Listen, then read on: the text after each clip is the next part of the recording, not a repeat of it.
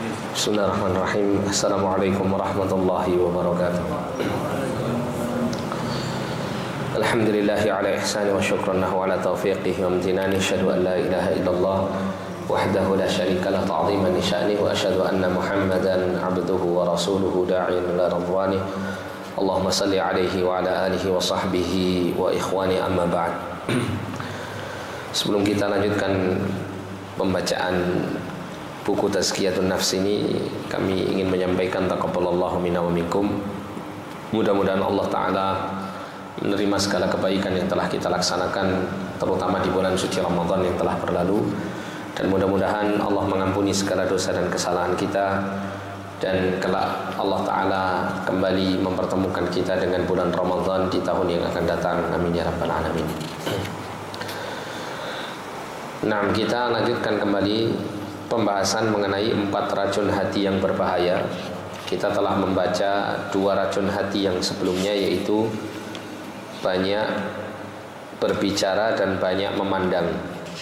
Sekarang kita masuk pada banyak makan. Jadi di antara racun hati yang membuat hati itu mengeras, bahkan kemudian menjadikan mati, itu diantaranya adalah karena fudulut ta'am, banyaknya makan. Disebutkan oleh penulis, sedikit makan bisa melembutkan hati, menguatkan daya pikir, mematahkan keinginan buruk jiwa, serta melemahkan hawa nafsu dan amarah. Sementara itu banyak makan berakibat kebalikan dari semua itu. Jadi yang dimaksud dengan menyedikitkan makan itu ada 2 ya. Yang pertama adalah memperbanyak puasa sunnah, dan yang kedua adalah dengan menyedikitkan makanan yang dikonsumsi, ya, tidak berlebih-lebihan. Dan bukan berarti kemudian tidak boleh makan lebih banyak ya. Kalau di waktu-waktu tertentu boleh, tapi kalau setiap hari makan itu seperti orang yang rakus gitu ya, berlebih-lebihan, maka ini adalah perkara yang tercela ya. Dan disebutkan di sini bisa mengeraskan hati, melemahkan daya fikir, bisa memunculkan keinginan buruk pada jiwa, serta bisa memperkuat hawa nafsu dan amarah ya, jika seseorang itu dalam keadaan makan yang banyak. Kemudian disebutkan di sini Miqdam bin Ma'di Yakrib mengatakan, aku mendengar Rasulullah SAW bersabda, tidaklah anak Adam memenuhi wadah yang lebih buruk daripada perutnya. Jadi kalau kita perhatikan penyakit yang terjadi pada fisik manusia itu, salah satunya penyebabnya adalah karena makanan ya. Salah satunya diantaranya karena makanan ya, makanan yang mungkin terlalu tinggi gula akan membuat seseorang itu pada akhirnya mengalami penyakit gula kan gitu ya. Makanan yang terlalu banyak garamnya akan menjadikan tensi lebih tinggi dan seterusnya ya. Artinya berlebih-lebihan dalam hal makanan itu bisa menjadikan kondisi tubuh itu akan berpenyakit. Cukuplah bagi anak Adam itu beberapa suap untuk menegakkan tulang punggungnya. Jika ingin menambah, maka sepertiga untuk makannya, sepertiga untuk minumnya, dan sepertiga untuk nafasnya ya. Jadi makruh ya hukumnya itu kalau seseorang itu makan sering, setiap atau hampir setiap makan itu dia benar-benar kenyang perutnya ya. Kan ada orang itu makan sampai kenyang, sampai nafas saja susah kan itu ya, berat untuk bernafas. Nah, ini adalah keadaan yang tercela di dalam agama. Karena secara realita orang itu ketika dia makan banyak, maka akan membuat dia berat untuk beraktivitas, terutama aktivitas yang baik. Aktivitas ibadah akan berat ya. Kondisi mata itu mudah mengantuk, sehingga ketika digunakan untuk membaca Al-Quran atau membaca buku-buku yang bermanfaat misalnya, atau digunakan untuk beribadah di malam hari, itu sangat berat ya. Karena apa? Karena makanan yang memenuhi perutnya. Dan ketika seseorang itu banyak makan, maka syahwatnya pun akan semakin meningkat, ya, semangat untuk melampiaskan nafsu syahwatnya ini akan meningkat. Dan orang itu kalau dia banyak makan, ya, tentunya tanda bahwa orang itu memiliki al-hirs 'ala dunia, ketamakan kepada dunia. Ya, bisa dijadikan sebagai patokan gambaran bahwa orang itu tamak kepada kehidupan dunia. Ya, karena yang namanya makanan itu tidak diperoleh kecuali melalui harta dunia, kan gitu. Ya, sehingga kalau orang itu banyak makan, ya, maka tentunya dia akan membutuhkan biaya yang banyak untuk membeli makanan yang dia sukai. Ya, intinya orang kalau banyak makan atau membuat perutnya itu sering kenyang yang berlebihan yang dimaksud di sini, itu bisa mengantarkan keadaan seseorang itu untuk, ya, melakukan hal-hal yang buruk, yang itu semuanya akan berimbas kepada kerusakan hatinya. Disebutkan di sini banyak makan menimbulkan banyak keburukan, karena banyak makan mendorong tubuh bermaksiat dan membuatnya berat melaksanakan ketaatan dan ibadah. Ya, bawaannya itu mager kalau bahasa orang sekarang, malas gerak. Kebanyakannya mager itu nanti larinya kemana, Pak? Kepada hal-hal yang berbau maksiat, atau minimal kepada hal-hal yang menghilangkan keberkahan atau kemanfaatan waktunya. Ya. Kalau dibuat baca kitab itu atau baca buku yang bermanfaat itu akan bikin cepat ngantuk gitu. Tapi kalau mager, ya, habis makan main HP itu biasanya apa? Paling nyaman gitu. Ya. Apalagi yang dilihat macam-macam, itu akan mendorong ke sana, ya, akan mendorong kepada hal-hal yang buruk. Sebenarnya dua dampak di atas sudah cukup menjadi keburukan. Jadi dua dampak keburukan yang dimaksud adalah menimbulkan keburukan dan mendorong tubuh untuk bermaksiat dan apa? Melemahkan tubuh untuk beribadah. Ini sudah menjadi, ya, sebuah hal yang sangat buruk bagi kehidupan manusia melalui apa? Banyak makan ini. Akan tetapi banyak kemaksiatan disebabkan rasa kenyang dan banyak makan, juga banyak amal ketaatan terhalang karenanya. Untuk itu barang siapa menjaga diri dari keburukan perut, ia telah menjaga diri dari keburukan yang besar, karena setan mudah menguasai manusia yang perutnya penuh dengan terisi makanan. Tidak heran jika sebuah asar itu segala hal yang disandarkan kepada para sahabat. Itu makna asar. Jadi tidak heran jika sebuah asar, jadi keterangan dari para sahabat itu menyebutkan, persempitlah tempat-tempat aliran setan itu dengan puasa. Ya, jadi aliran setan ini maksudnya apa? Maksudnya jalan setan masuk ke dalam hati manusia. Apa yang dimaksud alirannya? Yaitu apa? Aliran darah. Nah, orang itu kalau dia dalam keadaan kenyang, maka akan memperlebar aliran darahnya. Ya, karena darah itu akan semakin banyak mengangkut apa? Makanan, kan gitu ya, sari-sari makanan atau yang semacamnya. Ya, karena banyaknya makanan yang telah dicerna oleh perut, oleh lambung, yang kemudian sari-sari makanan itu diantarkan oleh darah kepada seluruh anggota badan, sehingga saluran darah ini akan semakin apa? Semakin lebar. Nah, kalau semakin lebar, maka syaitan itu akan semakin leluasa untuk masuk ke dalam hati manusia. Ya, sehingga para salafus saleh, terutama dari kalangan para sahabat, itu memerintahkan, ya, kepada kita semuanya, kepada kaum muslimin, agar supaya sering berpuasa, puasa sunnah, atau paling tidak mengurangi apa? Makanan yang dikonsumsinya, sehingga membuat apa? Membuat jalan masuk syaitan ke dalam hati itu akan kesulitan karena dipersempit jalannya. Seorang salaf mengatakan, dahulu ada sejumlah pemuda Bani Israel yang rajin beribadah. Saat waktu berbuka tiba, sebagian mereka berdiri lalu mengatakan, janganlah kalian banyak makan, karena dengannya kalian akan banyak minum dan tidur hingga kalian akan banyak merugi. Ya. Jadi banyak makan akan mengantarkan seseorang haus, ya, yang cukup lama sehingga akan memperbanyak minum. Ya, dan kalau seseorang itu banyak mengkonsumsi makanan dan minuman dalam perutnya, maka akan membuat kantuk dan susah untuk beribadah.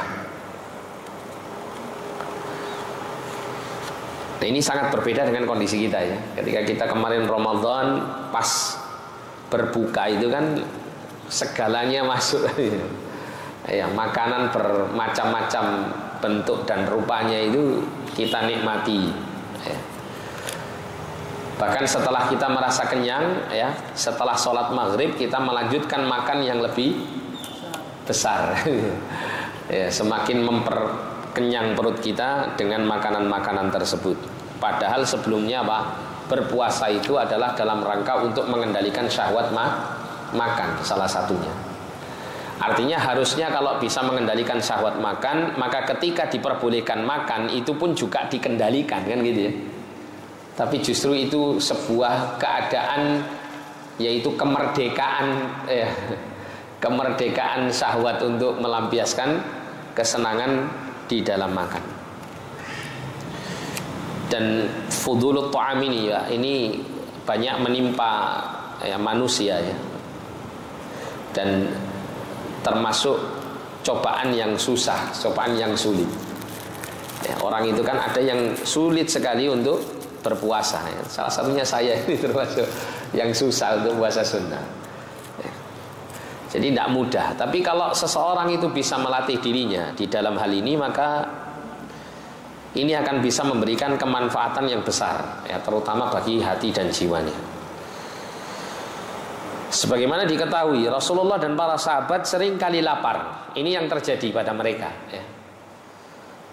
Dan kalau kita ya memperhatikan kehidupan Rasulullah dan para sahabat itu, mereka itu dalam perkara dunia itu sangat-sangat sederhana sekali. Sampai pun dalam hal makanan dan minuman. Bahkan keadaan mereka dalam hal makan dan minum ini pernah dengan masa yang panjang itu bisa dikategorikan kekurangan. Padahal kita diperintahkan oleh Allah Subhanahu wa taala jika meneladani manusia di dalam kehidupan itu cukup kita meneladani siapa? Rasulullah sallallahu alaihi wasallam. Laqad kana lakum fi Rasulillahi uswatun hasanah. Sungguh ya, pada diri Rasulullah itu terdapat uswah hasanah, keteladanan yang baik bagi kalian.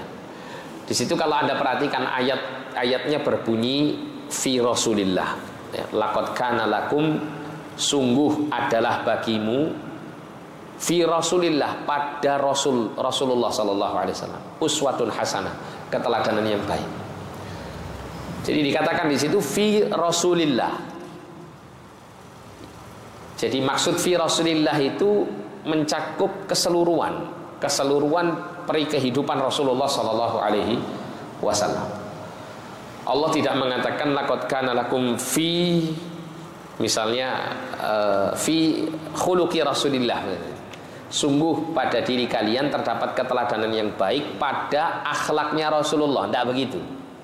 Atau pada bagaimana Rasulullah itu berinteraksi dengan keluarganya, atau pada keadaan Rasulullah di mana Rasulullah sedang memimpin pasukannya misalnya, atau Rasulullah dalam keadaan mengajarkan ilmu agama kepada manusia. Tidak disebutkan secara parsial seperti ini, tapi disebutkan secara keseluruhan fi Rasulillah ya, pada diri seluruh Rasulullah itu semuanya ada keteladanan yang baik.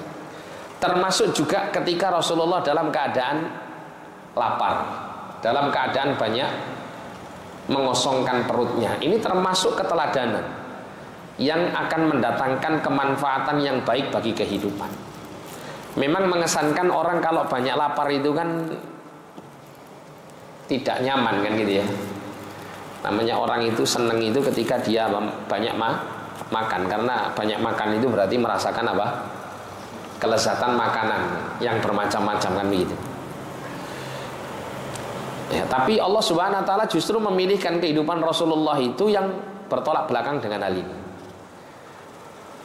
Ya, sedangkan Allah ketika memilihkan kehidupan untuk manusia terbaik dan generasi manusia terbaik, itu pasti kehidupan yang apa?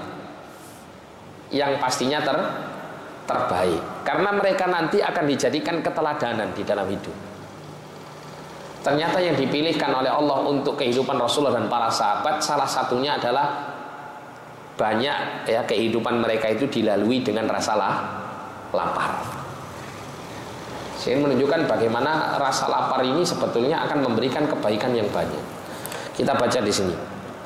Sebagaimana diketahui, Rasulullah dan para sahabat seringkali lapar. Meski hal itu memang disebabkan karena tidak adanya makanan, namun Allah tentu memilih kondisi paling sempurna dan terbaik untuk Rasulnya. Nah ini ya. Allah memilihkan kehidupan untuk Rasulullah dengan sering lapar ini, tentunya ada hikmah yang baik ya, sehingga kita sampai diperintahkan untuk meneladani. Kalau kamu ingin bahagia hidupmu dunia akhirat, ikuti kehidupan Rasul Shallallahu Alaihi Wasallam. Salah satunya adalah apa? Sering-sering lapar gitu ya. Tapi ini sekali lagi bukan sebuah hal yang mudah, apalagi kalau orang itu rutin ya, makannya rutin 3 kali sehari plus camilannya, belum jajannya dan seterusnya. Ini tentu hal yang berat. Tapi sekali lagi ada kebaikan yang banyak dalam kaitannya dengan seringnya merasakan lapar. Karena Allah memilihkan kehidupan seperti ini untuk Rasulnya Shallallahu Alaihi Wasallam. Karena itulah Ibnu Umar meniru beliau dalam hal makanan, meski ia mampu untuk memenuhi makanan ya, memenuhi kebutuhan makannya itu secara berlebih. Tapi Ibnu Umar memilih untuk makan ya sedikit seperti yang dilakukan Rasulullah Sallallahu Alaihi Wasallam. Bayangkan Rasulullah itu makan kurma sama air putih saja, Pak. Kurma ya, kurma misal kurma yang kecil itu mungkin 2 atau 3 sudah cukup. Ya, Rasulullah makan beberapa biji kurma. Yang kalau misal kita menghabiskan katakanlah 10 kurma saja, setelah makan itu nggak sampai 1 jam itu lapar lagi kan? Ya, karena nggak mengganjal sama sekali di perut. Bahkan pernah dalam salah satu ya kehidupan Rasul Shallallahu Alaihi Wasallam yang dilalui oleh beliau itu kan dalam keadaan pernah ditimpa kelaparan, musim paceklik, kelaparan, sehingga para sahabat itu karena sebab lapar mereka menyangga perutnya dengan 1 batu, dan ternyata Rasulullah itu dengan dua batu.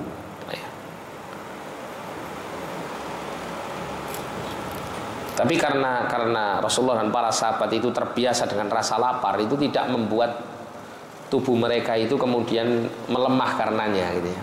Bahkan kala itu terjadi peristiwa Khandaq gitu ya, perang Khandaq yang dalam kondisi kelaparan para sahabat, Rasulullah dan para sahabat itu membuat parit.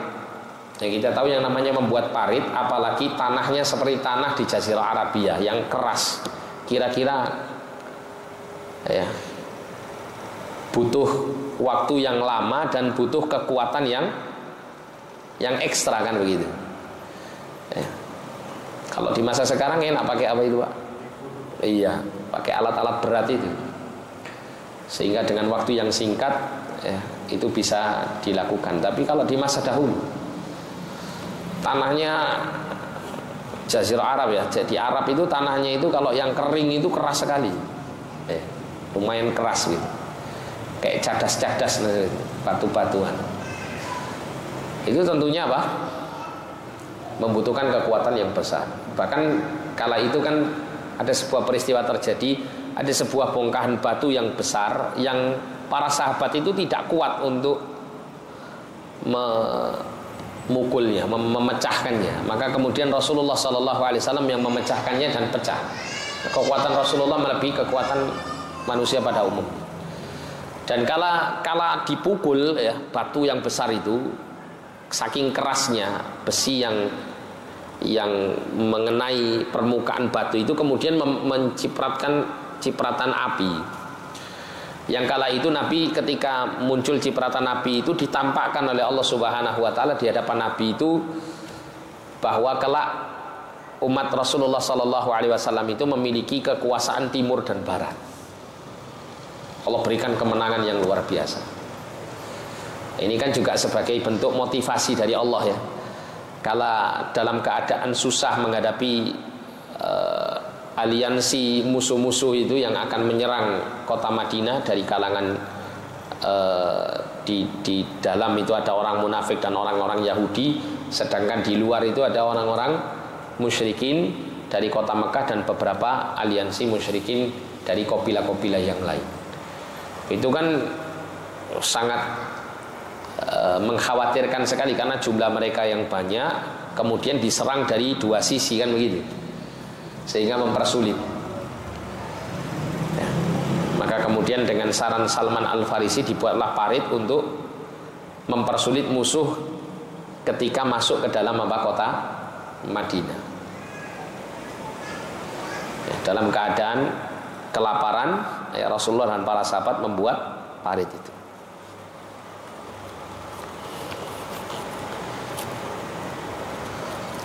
Kemudian disebutkan di sini hal yang sama sebelumnya juga dilakukan oleh ayahnya yaitu Umar bin Khattab. Diriwayatkan dari Aisyah radhiyallahu anha bahwa keluarga Muhammad sallallahu alaihi wasallam sejak tiba di Madinah tidak pernah dikenyangkan oleh roti gandum 3 hari berturut-turut hingga beliau wafat. Ya, jadi Rasulullah SAW dan keluarga beliau itu lebih sering makan kurma dan minum air putih. Itu yang paling sering dikonsumsi Rasulullah dan para istri-istrinya. Ibrahim bin Adham mengatakan, barang siapa mengatur perutnya berarti ia mengatur agamanya. Barang siapa menguasai rasa lapar berarti ia menguasai akhlak yang baik. Sungguh kemaksiatan kepada Allah jauh dari orang lapar dan dekat dengan orang yang kenyang. Nah, ini adalah nasihat-nasihat dari para as-salafus saleh tentang sangat dianjurkannya untuk menjauhkan diri dari sering atau terlalu banyak makan. Apalagi di masa sekarang, Masya Allah ya, makanan itu kan bermacam-macam model, rasa dan rupanya ya. Kalau di masa Rasulullah mungkin makanan itu ya istilahnya warnanya itu nggak banyak gitu. Model-modelnya mungkin nggak terlalu banyak. Tapi kalau di masa sekarang ini modelnya macam-macam. Ada yang rasanya gurih, rasanya manis, rasanya asam, rasanya asin kan itu. Dan berbagai macam bentuk makanan itu tersedia di masa sekarang. Jadi karena itu masa-masa seperti akhir zaman seperti ini, kebodohan merajalela, kebodohan terhadap agama merajalela ya, berbagai macam sebab-sebab yang membuat orang itu melakukan kemaksiatan itu banyak ya, faktor-faktor yang memfasilitasi berbuat maksiat itu ya, itu sudah sangat menjamur. Kemudian kenikmatan-kenikmatan duniawi itu benar-benar dibentangkan oleh Allah ya, sehingga ya kenikmatan para raja dahulu itu bisa kita nikmati sekarang meskipun kita bukan raja, bahkan lebih nikmat lagi yang kita rasakan sekarang daripada para raja dulu menikmatinya.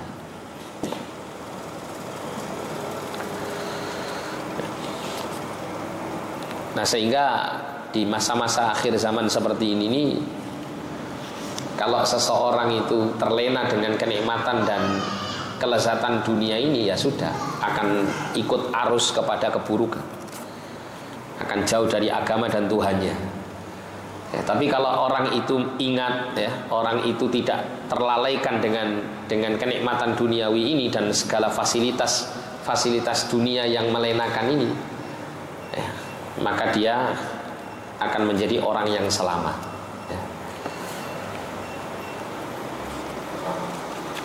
Nah, kemudian yang berikutnya adalah berlebih-lebihan dalam bergaul, fudulul mukhalatah.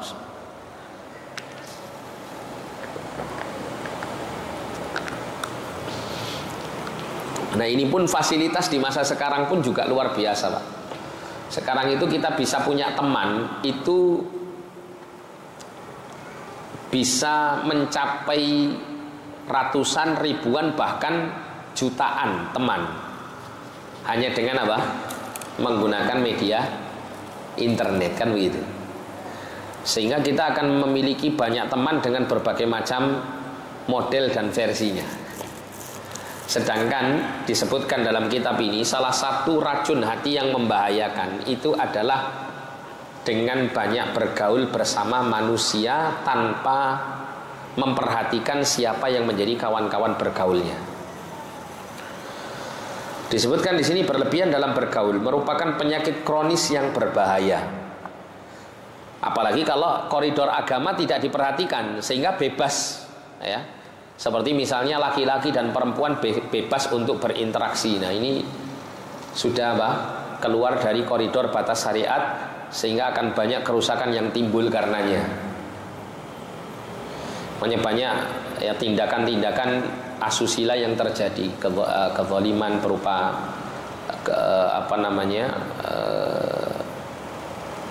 kezaliman, ya, merusak kehormatan orang lain atau berbuat zina dan seterusnya, ya, pengkhianatan, ya, dirusaknya amanah dan seterusnya. Semua itu bisa terjadi di masa sekarang itu jauh lebih banyak daripada di masa-masa sebelumnya, ya, karena salah satunya berlebih-lebihan dalam berinteraksi bersama manusia yang bermacam-macam ini, ya, sarana dan wasilahnya sudah sangat terbuka lebar. Hal ini bisa menghilangkan nikmat, menanamkan permusuhan dan menimbulkan penyakit hati yang seandainya ditimpakan pada gunung yang tinggi menjulang, ya, itu akan lenyaplah gunung tersebut. Ini saking banyaknya penyakit hati yang timbul karena fudulul mukhalatah, berlebih-lebihan dalam berinteraksi bersama manusia. Selain itu, hal ini juga menimbulkan kerugian dunia dan akhirat. Dalam bergaul kita harus membagi manusia menjadi 4 golongan. Jika dicampur adukkan pastilah keburukan akan menimpanya. Jadi disebutkan di sini ada 4 golongan manusia yang selalu orang itu berinteraksi bersama 4 orang ini. Nah, tinggal nanti ditentukan kadarnya.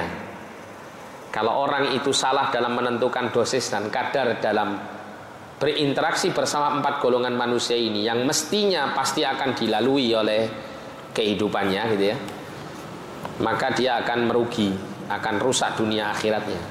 Tapi kalau dia bisa mengatur pergaulannya bersama 4 golongan manusia ini dengan kadar yang semestinya, kadar yang benar, maka hidupnya akan menjadi baik. Yang pertama adalah golongan yang bergaul dengannya laksana mengkonsumsi makanan yang bergizi. Jadi orang itu kalau makan makanan mesti, ya, dituntut untuk makan makanan yang bergizi apabila dia ingin hidupnya baik, kondisi tubuhnya sehat. Maka pertemanan pun juga begitu. Seseorang itu akan jauh dari toksik, istilahnya gitu, ya, jauh dari racun kehidupan. Itu kalau teman-temannya bukan teman-teman yang toksikan begitu, ya, teman-teman yang diibaratkan sebagai makanan yang penuh gizi dan sangat diperlukan bagi kehidupannya. Nah, siapa golongan orang-orang ini? Dikatakan di sini mereka adalah para ulama, orang-orang ahli ilmu dan para penuntut ilmu. Mereka inilah orang-orang yang mengenal Allah dan perintah-perintahnya serta mengetahui tipu daya musuh, penyakit hati dan obatnya. Ya, jadi kalau orang itu banyak bergaul bersama para ulama, maka hatinya akan semakin baik. Tapi ini ulama yang beneran, ya, bukan ngelama. Kan ada orang-orang di masa sekarang itu kan, kalau dia tidak mengenal sunnah, tidak mengenal manhaj, cara beragama yang benar, itu akan susah untuk membedakan mana itu ulama dan mana itu yang bukan ulama, atau mana itu para penuntut ilmu, ahli ilmu, mana yang bukan.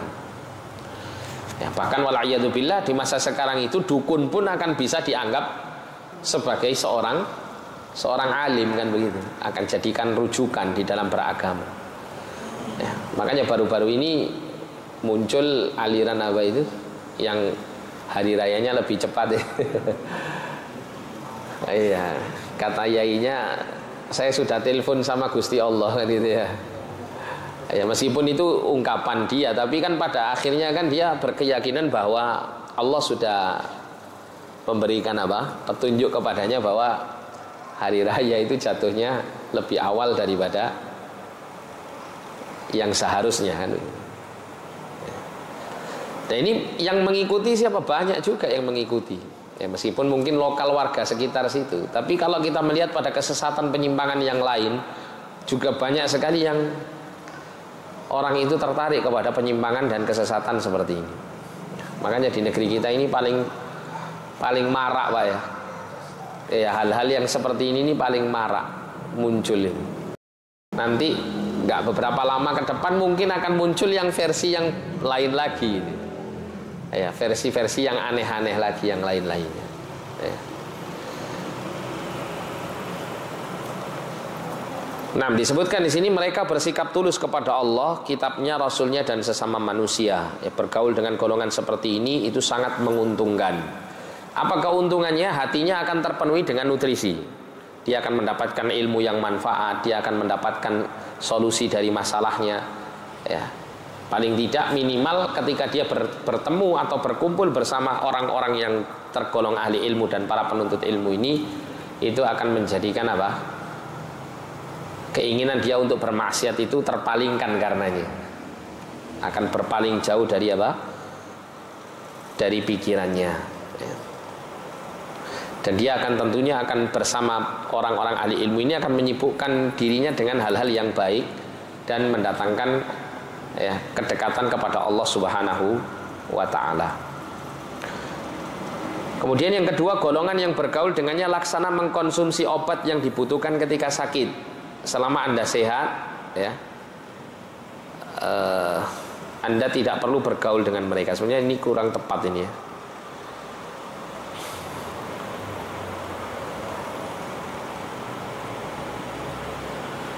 Jadi maksudnya di sini laksana obat itu karena bisa memberikan manfaat, ya, bisa memberikan manfaat. Siapa mereka? Mereka adalah orang-orang yang perlu diajak bergaul dalam maslahat kehidupan selama Anda memerlukan mereka dalam perkara muamalah, nasihat dan lainnya. Setelah keperluan Anda selesai, Anda masih tetap perlu bergaul dengan mereka. Sebetulnya ini begini ya, kalau yang pernah kami baca itu lebih tepatnya itu gini. Kalau golongan pertama tadi yang diibaratkan seperti mengkonsumsi makanan bergizi, itu orang-orang dari kalangan para ulama dan orang-orang soleh, orang-orang yang baik secara agama, ya. Sehingga akan mendatangkan apa? Kebaikan dan perbaikan bagi orang yang dekat dengan mereka. Dan yang namanya mengkonsumsi makanan bergizi itu kan dibutuhkan setiap hari. Artinya apa? Kalau seseorang bisa berinteraksi lebih banyak bersama orang-orang yang baik dengan golongan pertama ini, gitu ya, itu akan membuat apa? Hidupnya akan jauh lebih baik. Nutrisi hatinya akan banyak terpenuhi dengan kebaikan-kebaikan yang dihasilkan dengan pertemanan bersama mereka. Ya, dengan para ulama akan banyak ilmu yang menghidupkan hatinya, akan banyak nasihat-nasihat yang bisa bermanfaat untuk kehidupannya dan seterusnya. Atau paling tidak akan diingatkan atas kesalahan yang dilakukan atau dimotivasi atas kebaikan yang telah dikerjakan, sehingga akan lebih mudah untuk istiqomah. Kemudian yang kedua, teman ibarat obat itu ketika kita butuh saja. Butuh dalam arti di sini memberikan manfaat bagi maslahat hidup kita. Tapi ketika kita tidak mendapatkan kemaslahatan dengan bergaul bersamanya, maka kita tidak bergaul bersamanya. Ini terutama dalam hal-hal duniawi, ya. Kemanfaatan yang bersifat duniawi. Ya, kita kan mestinya akan bergaul bersama orang-orang yang bisa mendatangkan manfaat dunia kita. Semisal kita membutuhkan jasa mereka, ya, untuk maslahat dunia kita. Ya, itu mesti begitu, ya. Misalnya relasi kerja dan seterusnya, itu kebutuhan kita kepada mereka atau orang-orang yang bisa memberikan jasa kebaikan bagi urusan-urusan yang mengundang maslahat bagi kehidupan kita. Nah, itu mesti kita akan butuh untuk interaksi bersama mereka, ya. Tapi ibarat obat itu cukup ketika butuh saja, ketika dalam kondisi sakit butuh, nah, dikonsumsi. Kalau sudah sehat sembuh, yang harus diperbanyak memakan makanan nutrisi yang baik.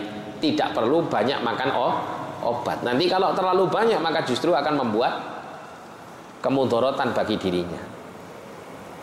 Jadi ini berkenaan dengan terutama maslahat-maslahat duniawi. Kemudian yang ketiga adalah golongan manusia laksana mengkonsumsi penyakit. Ya ini teman-teman yang membuat seseorang itu ketika bergaul bersamanya malah akan teracuni kehidupannya. Ini teman-teman toksik ini ya istilah sekarang ini. Nah, circle pertemanan seperti ini wajib dihindari. Kalaupun seandainya diperlukan, maka gunakan circle pertemanan ini itu hanya sekedar diperlukan saja. Tidak perlu untuk terus berlarut-larut di dalam lingkaran pertemanan seperti ini. Karena apa? Karena yang ditebarkan adalah racun. Yang ditebarkan adalah racun, bukan obat, lebih-lebih makanan yang bernutrisi. Sehingga kalau berteman dengan orang-orang seperti ini, ya pastinya kita akan banyak ruginya, rugi terutama akhirat kita. Bahkan terkadang juga dunia pun kita juga akan rugi nantinya. Akhirat kita rugi, mungkin setiap ketemu fulan mesti diajak apa? Ngerasani misalnya. Setiap ketemu fulan mesti diajak kepada tempat-tempat maksiat. Ketemu fulan mesti diajak rokokan misalnya gitu ya.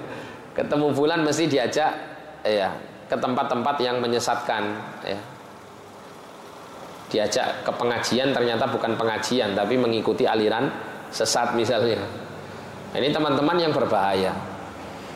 Tidak mengantarkan kepada kebaikan dan kemaslahatan bagi hidup. Termasuk juga bagi kehidupan hati. Justru akan membuat hati semakin berpenyakit karena racun-racun mereka itu selalu diberikan kepadanya. Dikatakan di sini, golongan yang bergaul dengannya laksana mengkonsumsi penyakit, dari yang ringan hingga penyakit kronis menahun. Teman seperti ini tidak memberikan keuntungan agama maupun dunia, ya bahkan bisa jadi merugikan dunia. Ya, saya pernah dengar, Pak. Jadi anak-anak yang kedapatan menjual narkoba, ya, itu ditangkap. Itu kadang-kadang sama polisi itu disuruh nunjukkan dia dapat barang itu dari siapa. Bahkan kalau kamu isok nyakot misalnya gitu ya, apa nyakot bisa menjebak yang lain gitu, maka kamu nanti akan saya usahakan untuk mendapatkan hukuman yang ringan ya. Bahkan sampai pernah saya dengar itu bisa menggantikan kondisi dia yang seharusnya di penjara, itu temennya yang di penjara ya. Asal dia bisa menunjukkan sumber yang lebih besar, nah gitu. Nah banyak juga dari kalangan mereka yang tergiur dengan hal ini. Akhirnya apa? Menjebak kawannya yang lain ya, supaya dia bisa bebas, dia bisa digantikan oleh kawannya yang tertangkap. Ada yang begitu modelnya ya. Atau paling tidak orang itu kalau misalnya dia berteman dengan kawan yang sudah dikenal sangat buruk ya, ketika dia duduk bersama kawan buruknya ini, maka dia akan ikut imbasnya. Misalnya dia berteman dengan orang yang sudah dikenal sebagai seorang pencuri misalnya gitu. Maka orang yang ada di sampingnya ini yang asalnya dia tidak mencuri gitu kan, itu akan dicurigai oleh masyarakat bahwa fulan ini pun juga pencuri ya kan gitu. Fulan ini juga pencuri. Kenapa? Karena fulan berteman dengan si pencuri ini ya.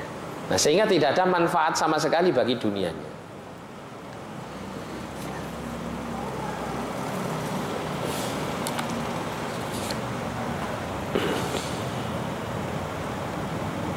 Sebagian orang tidak bisa berkata baik dan bermanfaat. Ada orang yang dapat diam untuk mengambil manfaat dari Anda. Ada yang tidak mengenali diri sendiri sehingga tidak dapat menempatkan diri pada posisinya yang tepat ya ketika berbicara.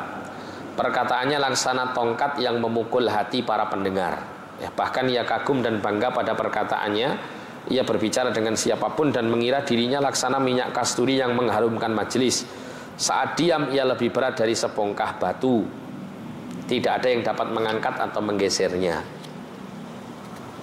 Jadi orang yang nggak tahu diri istilahnya gitu ya. Orang yang tidak tahu diri.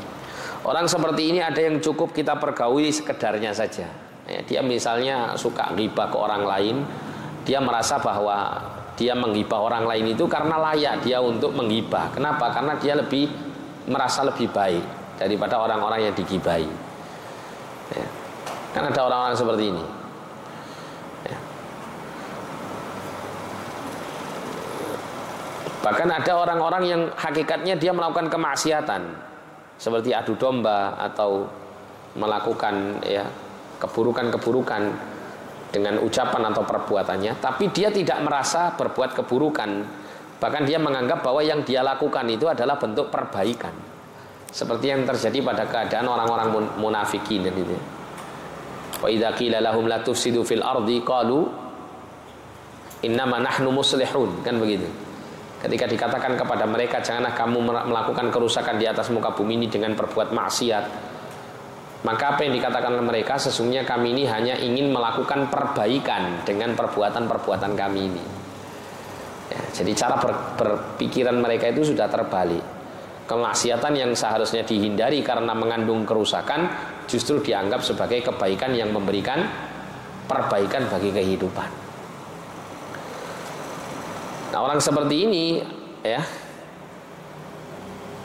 ada yang cukup kita pergauli sekedarnya saja, tapi ada pula yang karena kondisi tertentu kita harus bergaul dengannya secara intensif. Jika memang demikian, pergaulilah ia sewajarnya. Berikan lahiriah kita tapi tidak batin kita hingga Allah memberikan jalan keluar.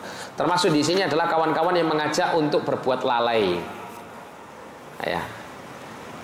Jadi dia punya teman itu ya, isi pertemanannya itu selalu mengajak kepada kelalaian saja, main-main saja, ya, motoran saja, ya motoran tapi yang nggak ada nilainya gitu ya maksudnya, yang nggak ada nilai sisi positifnya. Ya, apalagi kemudian ya, disertai dengan kemaksiatan di situ, ya, dengan adanya minum khamr atau melakukan ya, tindakan-tindakan yang ya, maksiat yang lain. Nah ini teman-teman seperti ini tidaklah dijauhi ya, tapi kalaupun seandainya diperlukan untuk tetap berteman dengan mereka, maka berusaha semaksimal mungkin untuk tidak apa ya istilahnya itu menjerumuskan hati dan jiwanya ke dalam pertemanan seperti ini. Artinya dia hanya berteman secara fisik tapi hatinya tidak. Banyak dalam hatinya itu mengingkari hal-hal yang seperti ini. Dia berusaha semaksimal mungkin untuk memproteksi diri dan jiwanya dari kemungkaran-kemungkaran yang dia lihat. Ya, mungkin karena masih ada kebutuhan duniawi misal gitu ya, itu tetap bergaul bersama orang tersebut misalnya, susah untuk meninggalkannya gitu ya. Nah, maka selama dia masih bisa menjaga dirinya dari dosa dan kemaksiatan, maka ya selayaknya dia bergaul bersama orang-orang demikian ini sewajarnya saja. Kemudian yang keempat, golongan yang bergaul dengannya adalah kebinasaan total. Nah ini bisa membuat mati hatinya. Siapa kawan-kawan yang bisa membuat mati hati? Yaitu dari kalangan orang-orang kafir atau orang-orang yang menyesatkan agama, ya, atau dari kalangan orang-orang munafik, atau dari kalangan orang-orang yang sudah gemar melakukan perbuatan dosa dan maksiat, yang tidak ada tanda-tanda apa? Keinginannya untuk bertobat dari dosa-dosanya tersebut. Nah kalau yang seperti ini sebisa mungkin secara totalitas kita jauhi ya. Kalaupun kita harus berinteraksi bersama mereka, ya interaksi yang sifatnya say hello saja. Apa say hello itu? Istilah saya itu ya. Ya hanya sekedar hanya menampakkan keramahan sesaat saja, bukan benar-benar dimasukkan dalam circle pertemanan. Hanya sekedar kenal, hanya sekedar sapa menyapa, ya, hanya sekedar mungkin berinteraksi dalam hal yang baik, mungkin gotong royong, bersih-bersih bareng dan semacamnya, itu saja. Selebihnya tidak digunakan atau tidak dijadikan sebagai teman di dalam circle pertemanannya. Ya, karena apa? Karena berbahaya secara total, memberikan apa? Kerusakan. Dan dikatakan di sini ya, bergaul dengan orang seperti ini laksana menenggak racun.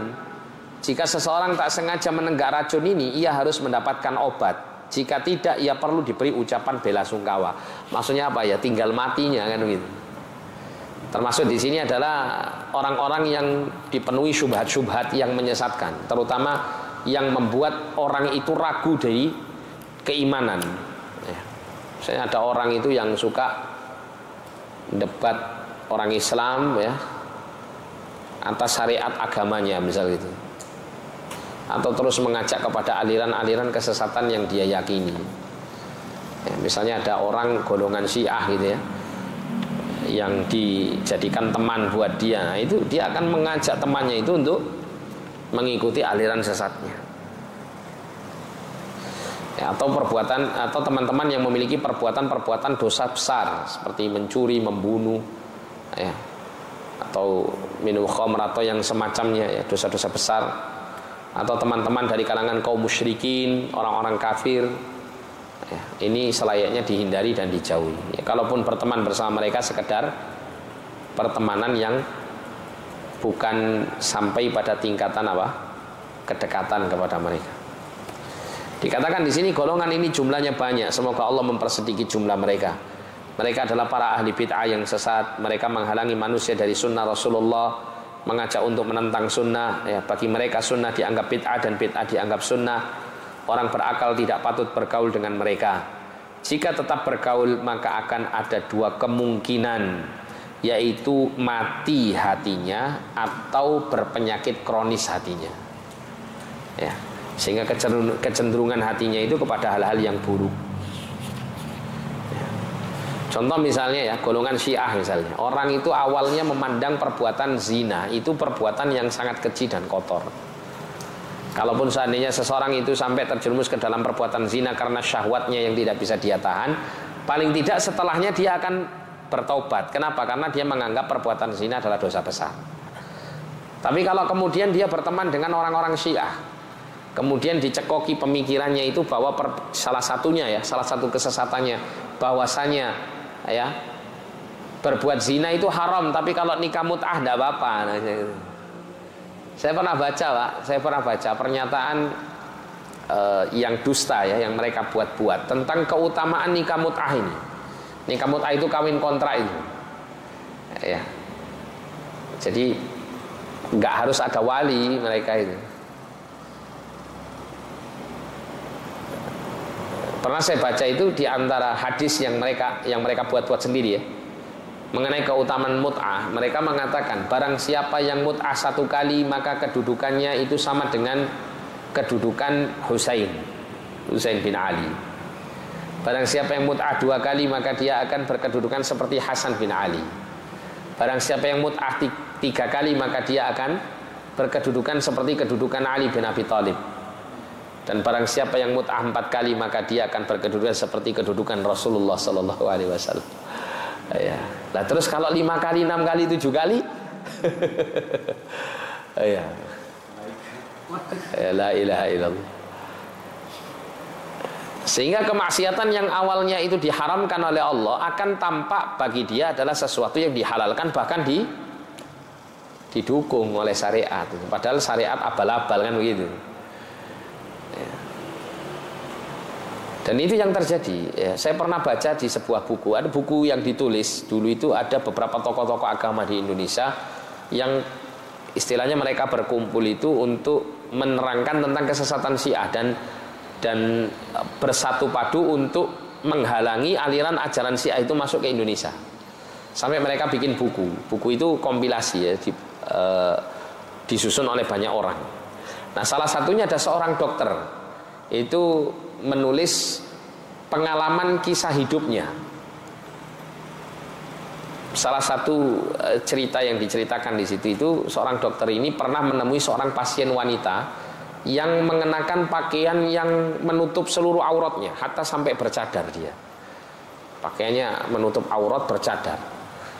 Nah kala itu dia mengeluhkan di kelaminnya, di kelaminnya itu ada suatu penyakit tidak nyaman begini-begini. Akhirnya diuji laboratorium, harus membutuhkan waktu beberapa hari. Nanti kalau sudah keluar hasil tesnya di tanggal sekian-sekian, Anda datang untuk bisa mengetahui diagnosa penyakit yang Anda derita. Nah kemudian datanglah si wanita ini pada hari yang ditentukan, Kemudian si dokter ini mendapat surat dari hasil cek laboratorium itu, dilihat ternyata ya mohon maaf si wanita ini mengalami penyakit kelamin ya, apa ya, enggak, seperti sipilis atau apalah begitu. Penyakit yang biasanya ya dalam tanda kutip biasanya itu mengenai orang yang suka jajan atau suka menjajakan diri ya, melakukan zina gitu ya. Nah si dokter ini tidak percaya. Kenapa? Karena melihat sosok si wanita ini berpenampilan sangat menutup auratnya dengan sempurna, sampai pun bercadar begitu. Jadi tidak semua wanita yang bercadar itu sunnah. Ada yang syiah, hati-hati. Nah akhirnya ya si dokter ini sebelum menyampaikan hasil ya diagnosa penyakitnya ini, si dokter ini bertanya kepada si wanita, Mbak kalau boleh tahu, ini bahasa saya untuk menceritakan kisah itu, Mbak kalau boleh tahu mbaknya itu biasa ngaji di mana? Nah, ya, ditanya. Kalau apa mbaknya ini biasa ngaji di, ini ceritanya di Bandung ya. Ada sebuah majelis yang di situ ada seorang tokoh Syiah yang terkenal di Indonesia. Namanya Jalaluddin Rahmat. Nah, itu kan tokoh Syiah yang terkenal itu. Apa mbaknya itu biasa ngaji di tempat ini gitu, yang dibina oleh Jalaluddin Rahmat. Akhirnya si wanita ini kaget, kok tahu dokter kan? Akhirnya diterangkan ya, bahwa penyakit yang diderita oleh mbak ini itu adalah penyakit yang diderita oleh orang yang banyak melakukan zina. Wahnya nangis dia ya, seperti orang pelacur dan semacamnya, penyakit nangis ya. Terus diterangkan, mungkin mbaknya sering nikah mut'ah begini. Dia merasa ketika itu dia mengungkapkan bahwa nikah mut'ah itu kan ibadah, kata dia gitu. Dan saya sering melakukannya karena tujuannya untuk mendekatkan diri kepada Allah. Tapi kenapa ketika saya beribadah seperti ini kok malah saya dikasih penyakit yang keji seperti ini? Loh, ini cara pola pikirnya sudah berubah dengan adanya apa? Syubhat yang masuk pada cara berpikirnya. Akhirnya yang dulunya mungkin dia memandang zina itu haram, berkedok nikah mut'ah jadi halal, bahkan berpahala. Yang hakikatnya sebetulnya sama saja gitu. Ada sebuah kisah yang ini agak lucu gitu ya. Jadi ada beberapa pemuda Syiah itu kawin kontrak nikah mut'ah sama para pelacur di puncak Bogor. Nah mereka ketika mau dipakai dalam tanda kutip ya, para wanita ini itu diadakan dulu yang namanya akad nikah itu, dan ada khutbah nikahnya. Ya. Di antara para pelacur itu ada yang tertawa-tawa, ada yang menangis-nangis. Ditanya yang menangis ini, Mbak kenapa kok sampai nangis? Iya saya itu ingat, saya ini dulu itu santriwati di pondok. Kok bisa-bisanya saya sekarang jadi pelacur seperti ini ya. Ketika dengarkan ceramah seperti ini, saya ingat dengan kondisi saya dulu ketika di pondok. Makanya saya itu sedih kan, nangis. Yang satunya ketawa-ketawa. Ditanya lah, kenapa mbak kok ketawa-ketawa? Iya, orang mau main gitu aja pakai ceramah agama dulu. La ilaha illallah. Nah, ini kerusakan agama ini kalau sudah ya dipermainkan oleh hawa nafsu ya, digunakan hawa nafsu di dalamnya, itu rusak nanti. Ya. Jadi seperti itu. Nah, wajib bagi manusia, bagi kaum muslimin untuk menjauhkan diri dari pertemanan-pertemanan yang berbahaya seperti ini. Ya. Termasuk juga golongan orang-orang yang suka melakukan tindakan ekstrim ya di dalam beragama, melakukan tindakan pengeboman dan semacamnya yang diyakini sebagai jihad fisabilillah. Nah ini karena sebab pertemanan terkadang. Ada salah seorang yang kami pernah dengar langsung beritanya. Ada salah seorang yang mungkin antum pernah dengar beberapa waktu yang lalu itu pernah adanya rencana pengeboman di Galaxy Mall Surabaya ya. Nah, oknum-oknum yang akan melakukan pengeboman itu tertangkap. Nah, salah satunya itu pernah kami dengarkan gitu ya. Penyebabnya adalah, padahal salah satunya itu orang awam, dia nggak ngerti agama belas awalnya. Dia nggak tahu agama, dia juga nggak ada kerentek keinginan untuk beragama yang baik, itu nggak ada. Tapi kemudian tiba-tiba dia didekati oleh salah seorang kawan. Kawannya ini mengajak dia untuk mulai belajar agama. Ya, mulai belajar agama, tapi belajar agama dibumbui dengan hal-hal yang buruk, ya, dibumbui dengan syubhat-syubhat. Digambarkan bahwa pemerintah kita sekarang itu pemerintah yang kafir, apa negeri kita itu begini, banyak kekafiran, begini macam-macam. Kita harus berjuang untuk menegakkan syariat Islam dengan cara-cara yang begini. Oh, pokoknya banyak hal-hal yang buruk yang menyimpang itu disampaikan kepada dia. Ya, kamu tidak lihat itu teman-teman saudara-saudara kita di Palestina, di Suriah, di Irak, di negara-negara Muslim yang lain itu ditindas, dianiaya, diintimidasi dan seterusnya. Ya. Begitu intinya digambarkan seperti itu, sehingga yang awalnya dia awam, bahkan dia tidak punya kerentek keinginan belajar agama, akhirnya mulai tertarik sampai pada akhirnya dia rela untuk melakukan tindakan anarkis seperti itu. Ya. Ya, alhamdulillah tidak sempat terjadi pengeboman itu, sudah tertangkap dan barang buktinya sudah ya ada pada saat itu sehingga mereka ditangkap. Ya, tapi penyebabnya salah satunya begitu. Ya, salah satunya seperti itu. Oleh karena itu ya sangat berbahaya. Ada salah seorang ustadz, ya, salah seorang ustadz yang beliau itu rahimahullah, beliau sudah meninggal. Beliau ini menceritakan pengalaman hidupnya ketika bersama golongan-golongan yang menyimpang seperti ini. Itu dia mengatakan, saya bisa mencuci otak orang dari awalnya itu dia tidak ada keinginan untuk berjihad dalam tanda kutip ya.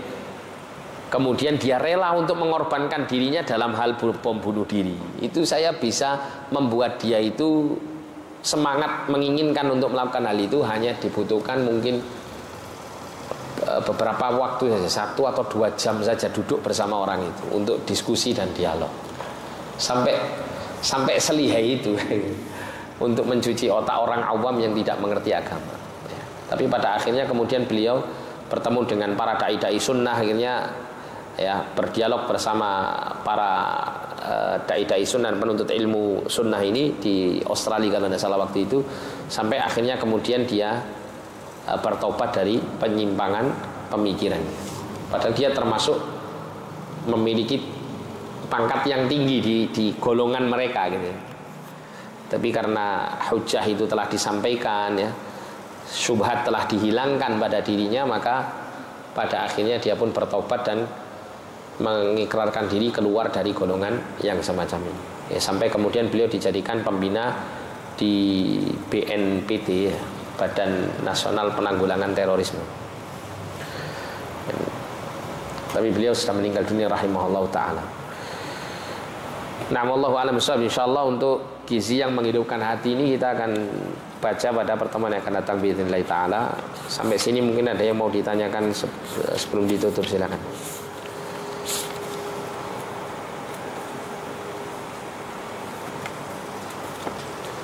Ada pertanyaan? Tidak ada. Atau kita tutup dulu saja ya. Nah, kita tutup dengan doa kafaratul majelis. Jazakumullah khairan, barakallahu fikum. Subhanakallahumma bihamdika asyhadu an la ilaha illa anta astaghfiruka wa atubu ilaik. Sallallahu alaihi Muhammadin wa ala alihi wa sahbihi wasallam. Wa akhiru da'wana alhamdulillahi rabbil alamin. Wa lakum minkum assalamu alaikum warahmatullahi wabarakatuh.